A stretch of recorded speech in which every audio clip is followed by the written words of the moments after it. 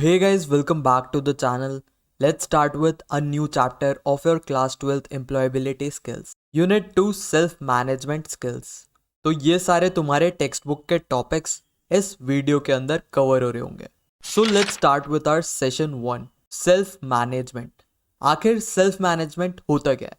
तो यार तुम्हारे टेक्स्ट बुक के according self management also known as self control is the ability to control emotions, thoughts and behavior in different situation. कैसे तुम अपने emotions, thoughts और behavior को कंट्रोल में रखते हो इन वेरियस सिचुएशन. जैसे मान लो तुम्हारी किसी से लड़ाई हो गई, तुम्हारी टीचर से ही लड़ाई हो गई. ऐसा तो नहीं है तुम गुस्से में अपने टीचर को ही गाली बक दोगे, या फिर टीचर ने तुम्हारे थप्पड़ मारा और उल्टा तुमने टीचर की गुद्दी लाल कर दी. तो यार ऐसे सिचुएशंस में कैसे तुम अपना एंगर कंट्रोल में रखते हो, कैसे अपने इमोशंस को, थॉट्स को अपने ऊपर हावी नहीं आने देते. इन्हीं सबको मैनेज करना किसके अंदर आता है? सेल्फ मैनेजमेंट के अंदर. Self management helps a person to stay in discipline, motivated and goal oriented. तो यार अगर तुम्हारी सेल्फ मैनेजमेंट स्किल स्ट्रांग है तो तुम डिसिप्लिन रहोगे, मोटिवेटेड रहोगे और जो भी तुम्हारे गोल्स है तुम उसे ईजिली अचीव कर पाओगे. तुम्हारे बुक में नेक्स्ट टॉपिक गिवन है इज मोटिवेशन. आखिर मोटिवेशन होता क्या है? मोटिवेशन वर्ड मोटिव वर्ड से डिराइव हुआ है. मोटिव मतलब तुम्हारी क्या करने की इच्छा है, क्या मन है तुम्हारा करने का. इसी वर्ड से डिराइव हुआ है motivation. Motivation as a fuel काम करता है जो भी तुम काम कर रहे हो. इट इज इनर और outer drive that directs our action towards our goal. हमारे एक्शन को क्या चीज़ अफेक्ट करेगी, कितने लेवल पे अफेक्ट करेगी, वो होती है तुम्हारी मोटिवेशन. अगर तुम्हारी किसी चीज़ के पाने की मोटिवेशन स्ट्रांग है तो वो काम तुम ईजिली करोगे, और किसी काम करने में तुम्हें मोटिवेशन ही नहीं आ रही तो वो तुम काम करना पसंद ही नहीं करोगे. तो यार ये एक कोट तुम्हारे बुक में गिवन है, optimism is the faith that leads to achievement. Nothing can be done without hope and confidence. तो यार दुनिया में ऐसा कोई भी काम नहीं है अगर तुम्हारे अंदर होप और कॉन्फिडेंस ना हो तो तुम वो काम कभी कर ही नहीं पाओगे.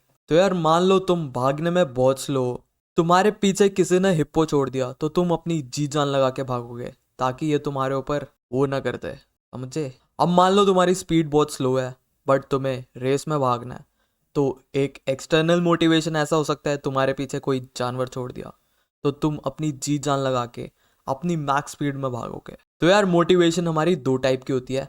First we have is intrinsic motivation, जो अपने आप कुछ करते हो तुम cause you are enjoying it. जैसे तुम जिम में जाके वर्कआउट करते हो. अब तुम्हारे घर वाले कितना ही बोल लें, अगर तुम्हारे अंदर से नहीं आएगा कि मेरे को जिम जाना है, बॉडी बनानी है, तो वो तुम प्रोसेस एंजॉय कर ही नहीं पाओगे. बट ऐसे बंदे भी होते हैं जो वर्कआउट करना बहुत पसंद करते हैं. तो जो ऐसी चीज़ है जिससे तुम्हें सेटिस्फैक्शन मिले, जो करते हुए तुम्हें मज़ा आए, उसे हम बोलते हैं इंट्रिंसिक मोटिवेशन. सेकंड होता है एक्सट्रिंसिक मोटिवेशन. जब भी तुम कुछ काम करते हो किसी रिवॉर्ड के लिए, जैसे तुम अभी एग्ज़ाम से पहले क्यों पढ़ रहे हो? ताकि तुम एग्ज़ाम में पास हो पाओ. एक रिवॉर्ड है कि तुम एग्ज़ाम में पास हो जाओगे, नेक्स्ट क्लास में प्रमोट हो जाओगे. तो ऐसी चीज़ें जिनमें कोई आउटकम मिलता है, कोई एक्सटर्नल रिवॉर्ड मिलता है तुम्हें, उसे हम क्या बोलते हैं? Extrinsic motivation. तो यार दोनों मोटिवेशन ज़रूरी है. इंट्रिंसिक तुम्हें अंदर से पुश करता है और एक्सट्रिंसिक दुनिया के गोल्स के लिए तुम्हें रेडी करता है. Next topic you guys have is positive attitude. तो यार पॉजिटिव एटीट्यूड का मतलब है कि तुम हर सिचुएशन में होपफुल और कॉन्फिडेंट रहो. A positive attitude help us to stay happy, confident and focused. तो यार ये तुम्हें स्ट्रेस फ्री रखता है और तुम्हारे परफॉर्मेंस को भी बूस्ट करता है. तुम्हारे रिलेशनशिप इंप्रूव करता है, तुम्हारी हेल्थ इंप्रूव करता है और सक्सेस के चांसेस में भी ये इम्प्रूवमेंट लाता है. इसके कुछ और बेनिफिट्स तुम्हारे बुक में गिवन है, जैसे बेटर डिसीजन मेकिंग. अगर तुम पॉजिटिव एटीट्यूड के साथ कोई डिसीजन लोगे तो वो बहुत बेटर होगा रादर देन तुम नेगेटिव एटीट्यूड से लो. Better physical and mental health. सब बोलते हैं ना खुश रहो तभी तुम्हारी मेंटल हेल्थ स्ट्रांग रहेगी. तो पॉजिटिव एटीट्यूड जितना अच्छा उतनी अच्छी तुम्हारी mental health. It help overcome challenges, brings happiness and growth. तो यार ऊपर से नजरें फेंक लो इस स्लाइड पे। चलते हैं हम नेक्स्ट स्लाइड पे। Ways to maintain a positive attitude. कैसे तुम पॉजिटिव एटीट्यूड को मेंटेन कर सकते हो। तो सबसे पहले है स्टार्ट योर डे पॉजिटिवली। सबसे पहले उठते ही पूजा करो, हंसो और अपना पूरा दिन प्लान करो कि मुझे आज क्या क्या चीज़ कंप्लीट करनी है। सेकंड हो गया feed your mind with positivity. Inspiring books पढ़ो। बुक्स वो तो तुम बेच के खा जाते हो, तो बुक्स तो आप पढ़ते नहीं हो। मोटिवेशनल पॉडकास्ट देख लिया करो या फिर अपलिफ्टिंग कंटेंट, जैसे संदीप महेश्वरी का हो गया, अमन दत्तरवाल का हो गया। ऐसे बंदों की पॉडकास्ट या फिर कंटेंट देखा करो जिससे तुम्हें मोटिवेशन मिले अंदर से कुछ करने का लाइफ के अंदर। थर्ड हो गया बी प्रोएक्टिव। अपने रिएक्शंस को कंट्रोल करो। ऐसा मत बनो कि एक्सटर्नल सिचुएशन तुम्हारे इमोशंस को कंट्रोल कर रहा है। भले कैसा भी कितनी बुरी से बुरी सिचुएशन हो जाए, अपने आप को कंट्रोल करना सीखो। फोर्थ हो गया focus on solutions not on problems. कोई भी प्रॉब्लम तुम्हारे पास आए तो उसके सॉल्यूशन पे फोकस करो, रादर देन कि सेइंग ये सब मेरे साथ ही क्यों होता है। उसका सॉल्यूशन ढूंढ के उस प्रॉब्लम को सॉल्व करो। Learn from failures. जो भी तुम्हारी पास्ट में मिस्टेक्स हुई हैं, वो मिस्टेक्स आखिर तुमसे क्यों हुई, उनसे सीखो, उन्हें इम्प्रूव करो। हर एक गलती से एक लेसन मिलता है। Live in present moment. Don't over think the past और फ्यूचर। अपने पास्ट से सीखो और प्रेजेंट में क्या क्या तुम इम्प्रूव कर सकते हो जिससे तुम्हारा फ्यूचर और अच्छा रहे। मूव टूवर्ड्स गोल। हमेशा चीयरफुल मतलब खुश रहना सीखो और हमेशा अपने गोल्स पर फोकस रखो। तो ये तो था कैसे तुम पॉजिटिव एटीट्यूड मेंटेन कर सकते हो। Next topic you guys have is stress. तो यार स्ट्रेस की डेफिनेशन देखें तो stress is a state of emotional और mental tension when things don't go as planned. You feel upset, anxious और होपलेस। तो यार कोई भी ऐसी सिचुएशन जो तुमने प्लान कर रखी है और तुम्हारे प्लान के अकॉर्डिंग नहीं हुई, इससे क्या होता है, तुम्हारे अंदर एंग्जाइटी जनरेट होती है, तुम फ्रस्ट्रेट होते हो, टेंशन बढ़ता है, स्ट्रेस बढ़ता है। तो stress is a state of emotional और मेंटल टेंशन। ऐसा टेंशन जो कब अकर होता है, जब तुम्हारी चीज़ें एज पर प्लान नहीं होती। इससे तुम्हें एंग्जाइटी होती है, तुम होपलेस हो जाते हो, तुम अपसेट हो जाते हो। जैसे तुमने कभी बंदी बनाए और मान लो तुमने पूरी फ्यूचर प्लानिंग कर ली होगी कि शादी क्या करनी है, बच्चों के क्या नाम रखने हैं, फिर बच्चों की शादी कैसे करनी है, बच्चों के बच्चों का क्या नाम रखना है। और मान लो अगले दिन तुम्हारा ब्रेकअप हो गया तो तुम लगाओगे अपनी सैड सैड स्टोरियाँ और तुम्हें हो जाएगा स्ट्रेस। फिर जाना अपनी मम्मी के पास, मम्मी तुम्हारे दो चांटे मारेगी और तुम्हारा सारा स्ट्रेस निकल जाएगा। आओ देखते हैं स्ट्रेस को मैनेज कैसे करें। सबसे पहला है stay positive and analyse what went wrong. हमेशा पॉजिटिव और काम रहो और सोचो आखिर कहाँ पर चीज़ें गलत हो गई। Second we have is maintain an accomplishment sheet.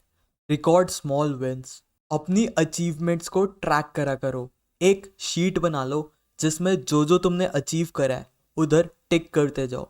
वो देख के तुम्हें पॉजिटिविटी आएगी। Third we have is focus on the present not on the past.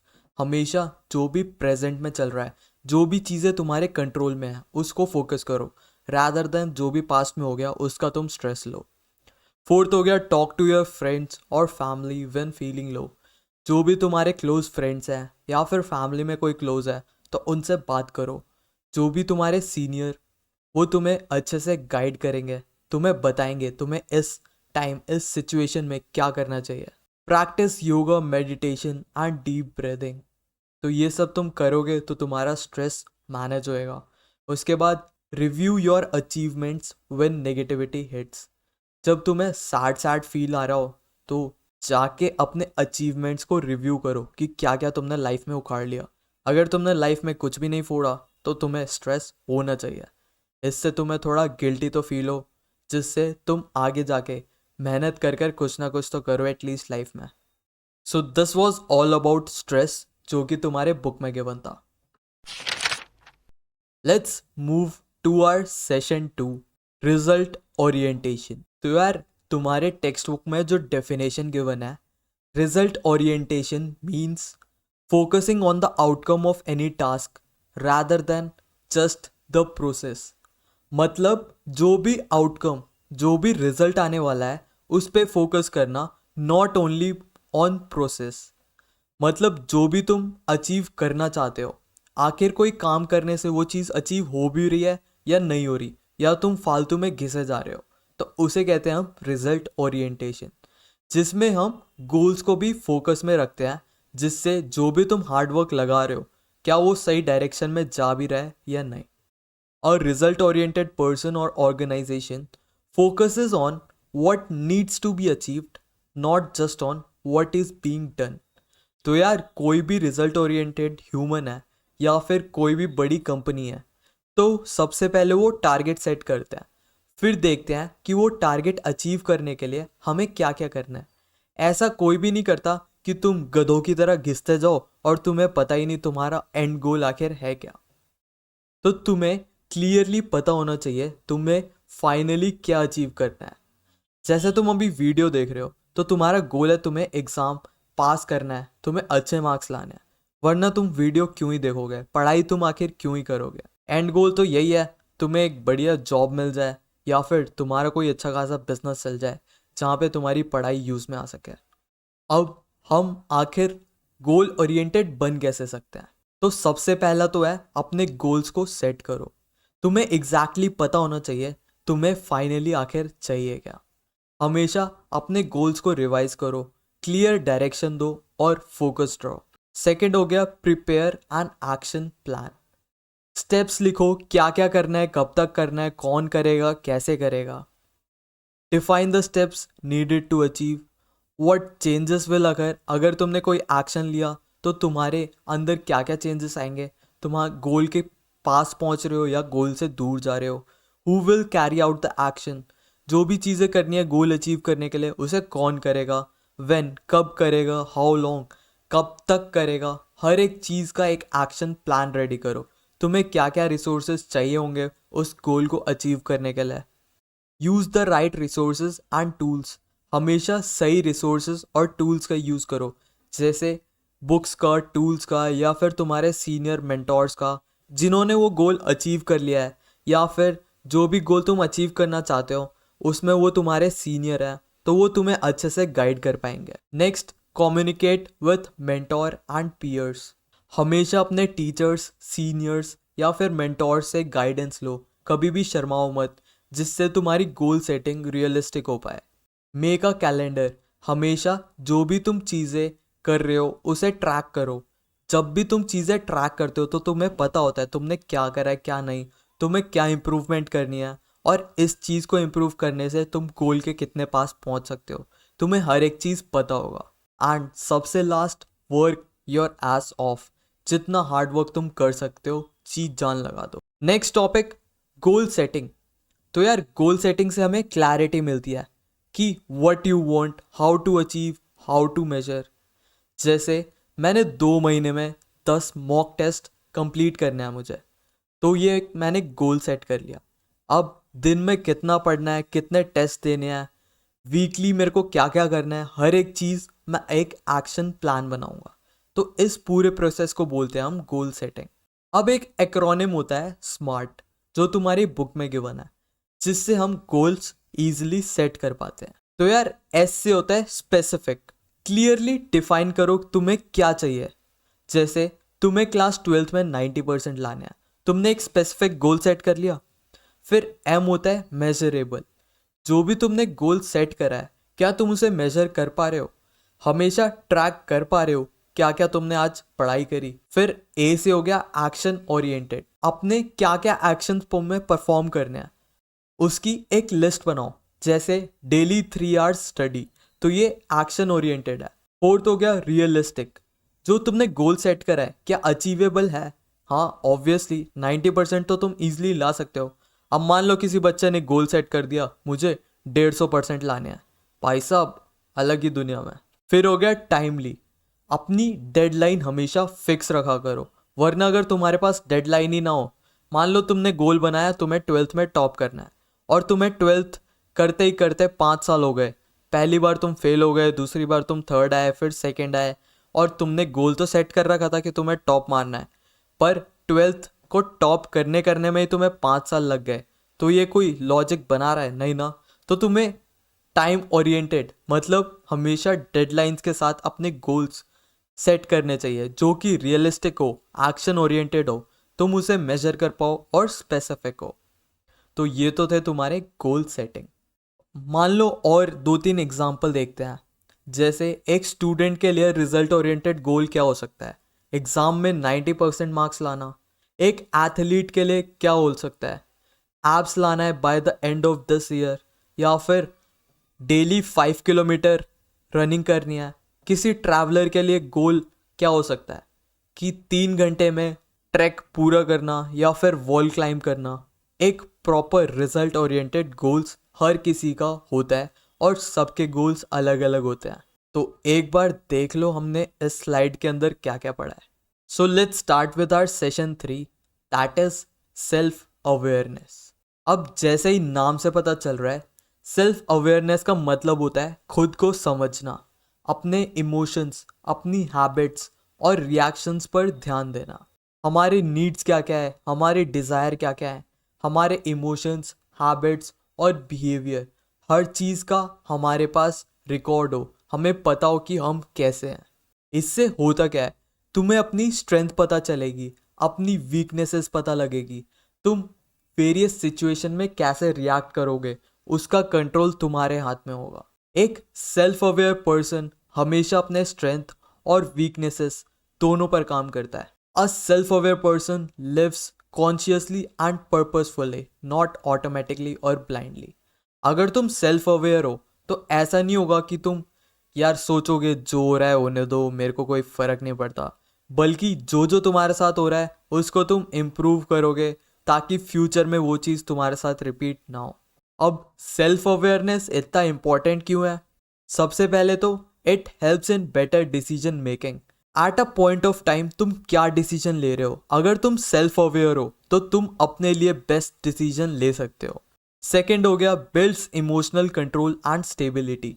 तुम अपने इमोशंस को खुद पर कंट्रोल रखकर कोई डिसीजन ले सकते हो। It improves relationships and communication. किस टाइम तुम्हें क्या बोलना है, अपने रिलेशंस दूसरे ह्यूमंस के साथ कैसे तुम इम्प्रूव कर सकते हो, हर एक चीज़ में काम आती है तुम्हारी सेल्फ अवेयरनेस। जैसे तुमने देखा होगा जो जो बहुत ईगोइस्टिक बंदे हैं उनके साथ रहना कोई प्रेफर नहीं करता। तो अगर तुम सेल्फ अवेयर हो और अगर तुम्हें हिंट आ रही है कि लोग मुझसे दूर जा रहे हैं, तो तुम जाकर उनसे पूछोगे यार मैं अपने अंदर क्या इम्प्रूव कर सकता हूँ। तो ये एक साइन है कि तुम सेल्फ अवेयर हो, तुम अपने आप को इम्प्रूव करना चाहते हो। Self awareness increases confidence and self esteem. जैसे तुम जिम जाके बॉडी बनाते हो तो उससे एक कॉन्फिडेंस आता है। सिमिलरली सेल्फ अवेयरनेस, उससे तुम्हारा कॉन्फिडेंस, तुम्हारी सेल्फ एस्टीम, खुद के लिए वैल्यू तुम्हारी इंक्रीज होती है, जिससे तुम हर एक सिचुएशन में बहुत स्ट्रॉन्ग, साउंड और दिखते हो। It makes personal and professional life more balanced. तुमने देखा होगा बहुत बंदे जो कि कॉन्फिडेंट होते हैं वो बहुत हैप्पी रहते हैं और अच्छे से सोशलाइज होके एक अच्छा एनवायरनमेंट सेटअप कर देते हैं। तो वो सारे ह्यूमंस सेल्फ अवेयर होते हैं जिन्हें बैलेंस लाइफ जीना आता है।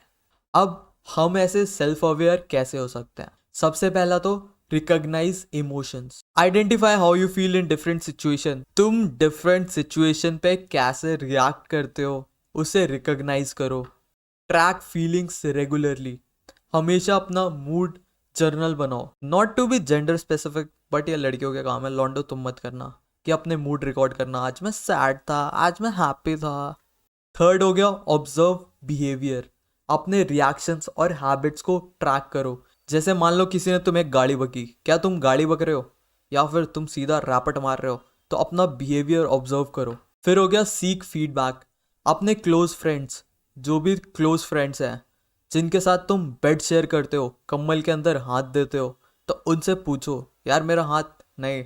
उनसे पूछो कि मैं अपने अंदर क्या इंप्रूव कर सकता हूँ। अपने मेंटोर से पूछो कि यार टीचर मुझ में क्या कमी है, तो तुम्हारी टीचर 1 घंटे तक मस्त तुम्हारी खिच्ची ले सकती है। उसके बाद हो गया practice mindfulness. Stay aware of your thoughts and surroundings. तुम्हारे सराउंडिंग में तुम्हारे कैसे महिला और पुरुष मित्र हैं, उनसे बचकर रहो। ठीक है। प्रैक्टिस माइंडफुलनेस, मतलब अपने थॉट्स को इम्प्रूव करो, बस यही है। तो ये तो थे स्टेप्स तुम्हारे सेल्फ अवेयरनेस होने के। इसके बाद जो तुम्हारी टेक्स्ट बुक में टॉपिक गिवन है इज पर्सनालिटी। पर्सनालिटी क्या होता है? तो पर्सनालिटी की definition, it is combination of thoughts, feelings and behaviour that makes every person unique. तुमने बहुत बार देखा होगा लोगों को बोलते हुए, यार इसकी पर्सनालिटी बहुत तगड़ी है। तो पर्सनालिटी होती क्या है? कॉम्बिनेशन होता है किसका? तुम्हारे थॉट्स, फीलिंग्स और बिहेवियर का। किसी सिचुएशन में तुम्हारे अंदर क्या थॉट्स आ रहे हैं, तुम कैसे रिएक्ट कर रहे हो, तुम्हारा उस टाइम पर क्या बिहेवियर है, ये सारी चीज़ें तुम्हें एक यूनिक पर्सन, यूनिक पर्सनालिटी देती है। It influences how we think, feel and act in everyday life. तो यार तुम्हारी पर्सनालिटी डिसाइड करती है तो तुम किस टाइम पर क्या सोचोगे, कैसा रिएक्ट करोगे, क्या फील करोगे। अब personality traits, these are long term patterns of behaviour और थिंकिंग। तुम लॉन्ग टर्म पे कैसे बिहेव कर रहे हो, उसका एक पूरा प्रॉपर पैटर्न क्या होता है? Personality trait. जैसे तुम हेल्पफुल हो, तुम बहुत दिनों से कई लोगों की हेल्प कर रहे हो, तुम्हारी पर्सनालिटी हेल्पफुल वाली हो गई। तुम कॉन्फिडेंट हो, तुम हर एक सिचुएशन में कॉन्फिडेंटली बोल सकते हो, तो तुम कॉन्फिडेंट हो। लेज़ी, तुम पूरे दिन सोते रहते हो जैसे हमारे एडिटर, तो तुम लेज़ी हो। फिर हो गया शाय, तुम्हें लौंडियों से बात करने में शर्म आती है, तो तुम्हारी पर्सनालिटी कैसी है? शाय वाली। अब ट्रेट्स क्या होते हैं? Trait combine to form one's overall character. तुम्हारा कैरेक्टर तुम्हारे ट्रेट्स डिसाइड करता है। तुम्हारी बुक में 5 पर्सनालिटी ट्रेट्स के बना है, आओ एक एक कर देखते हैं। सबसे पहला है ओपननेस। तुम सबके साथ ओपन रहते हो, हमेशा हर चीज़ जानने की कोशिश करते हो, क्यूरियस रहते हो। तुम बहुत क्रिएटिव टाइप के हो, तुम्हें नए नए एक्सपीरियंस लेने में मज़ा आता है, तो तुम्हारी ट्रेट कैसी हो गई? ओपननेस वाली। सेकंड हो गया कॉन्शियसनेस। तुम हर एक चीज़ रिस्पॉन्सिबली लेते हो, तुम्हारी हर एक चीज़ ऑर्गेनाइज्ड रहती है, तुम्हारा हर एक स्टेप तुम्हारे गोल्स के टुवर्ड्स होता है। तो तुम्हारी पर्सनालिटी ट्रेट कौन सी है? कॉन्शियसनेस वाली। थर्ड हो गया एक्सट्रोवर्जन। तुम बहुत ज़्यादा एनर्जेटिक हो, सोशल हो, एक्सट्रोवर्ट हो या फिर आउटगोइंग हो।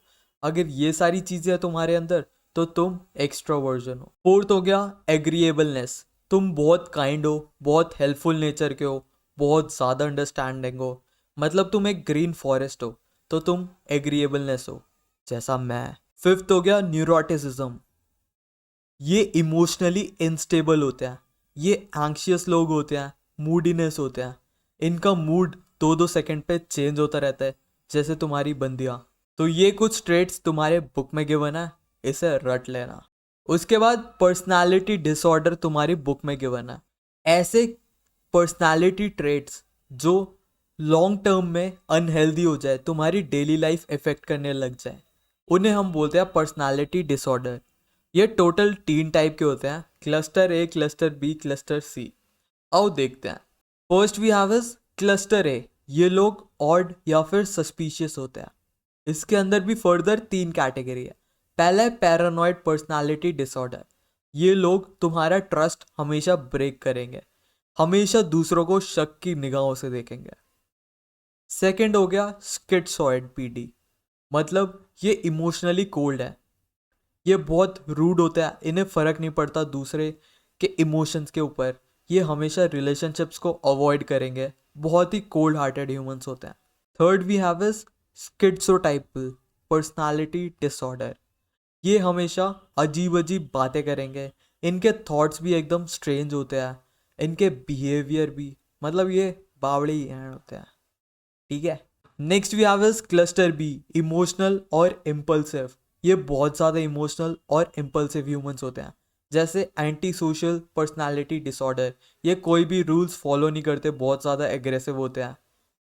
सेकेंड हो गया बॉर्डर लाइन पर्सनैलिटी डिसऑर्डर। ये इमोशनली अनस्टेबल होते हैं, इनके लिए सेल्फ वर्थ कुछ मैटर करती नहीं। हिस्ट्रॉनिक पर्सनालिटी डिसऑर्डर, ये हमेशा अटेंशन के भूखे होते हैं, बहुत ज़्यादा ड्रामेटिक होते हैं। Then we have is narcissistic personality disorder. ये सेल्फ सेंटर्ड, मतलब ये खुद के लिए ही जीते हैं, हर एक स्टेप इनका खुद के लिए ही होता है, इनके पास एम्पैथी नाम की कोई चीज़ ही नहीं होती। क्लस्टर सी होता है तुम्हारा एंग्शियस या फियरफुल। ये लोग बहुत डर डर के रहते हैं, बहुत फट्टू होते हैं। Avoidant personality disorder, avoids people due to fear of rejection. ये लोगों से बात ही नहीं करते, ये सोचते हैं लोगों से बात करके जलील होंगे। फिर हो गया डिपेंडेंट पर्सनालिटी ऑर्डर, ये दूसरे लोगों पर बहुत ज़्यादा डिपेंडेंट होते हैं। फिर हो गया ऑब्सेसिव कंपल्सिव पर्सनालिटी डिसऑर्डर, ये सोचते हैं कि मैं बहुत ज़्यादा हद से ज़्यादा परफेक्ट हूँ। ये रूल्स के लिए बहुत रिजिड होते हैं कि रूल्स के अलावा कहीं जाएंगे ही नहीं। जैसे तुम्हारे क्लास के मॉनिटर हो गए, अगर टीचर ने बोल दिया एक टांग पे खड़े होकर नाचो तो वो नाचने लग जाएंगे।